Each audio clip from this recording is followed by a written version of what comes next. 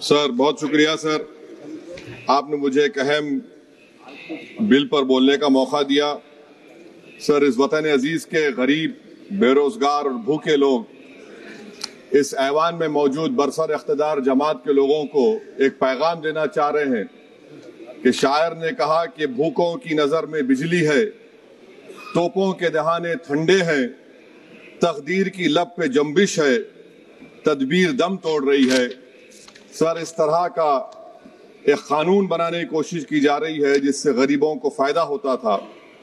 आज वो कानून जो डिमांड ड्रिवन गारंटी था, इसको हुकूमत बदल कर एक मरकजी माविन स्कीम के तौर पर नाफिज करना चाहती है। सर, जब तक किसी पंचायत को नोटिफाई नहीं किया जाएगा, उस पंचायत में काम नहीं होगा। हुकूमत की ये पॉलिसी हमेशा ये रही है कि हर इख्तियार को हासिल करना चाहते हैं और एक डिक्टेटर की तरह वो हुकूमत को चलाना चाहते हैं।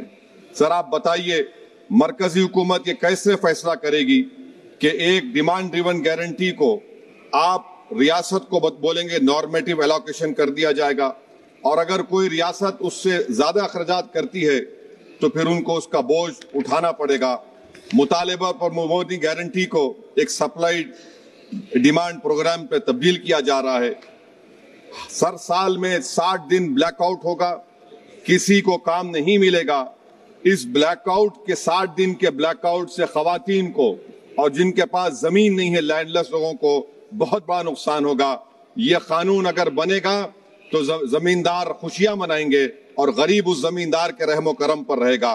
सर, आप बताइए, 90% जिसमें इजरत, मटेरियल लागत और इंतजामी अखराजात मरकजी हुकूमत को बर्दाश्त करना पड़ता था, आज 90 से 60% कर दिया गया और 40% रियासती हुकूमत पर यह बोझ डाल दिया गया।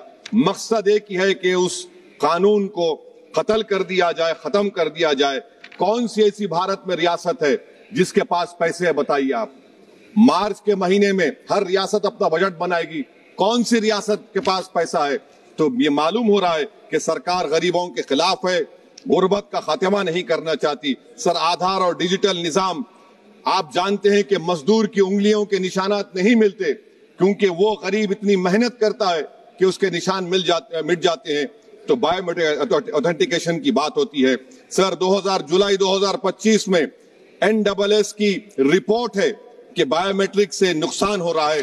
तो सर, मैं इस स्कीम के और इस कानून के खिलाफ हूं और मैं अपनी बात को खत्म करता हूं कि किसी शायर ने अच्छा कहा था कि जिस खेत से देखान को मैसर ना हो रोसी, इस खेत के गोशे गंदम को जला दो। पलायन हो रहा है सर बिहार में, सीमांचल में। अब ये कानून अगर बनेगा तो सीमांचल में 1.5 करोड़ लोग पलायन करते थे। मुझे अफसोस के साथ कहना पड़ेगा कि तादाद बढ़ जाएगी, मगर भारत का गरीब देख रहा है, भूखा देख रहा है, इसका जवाब जरूर देगा। Thank you.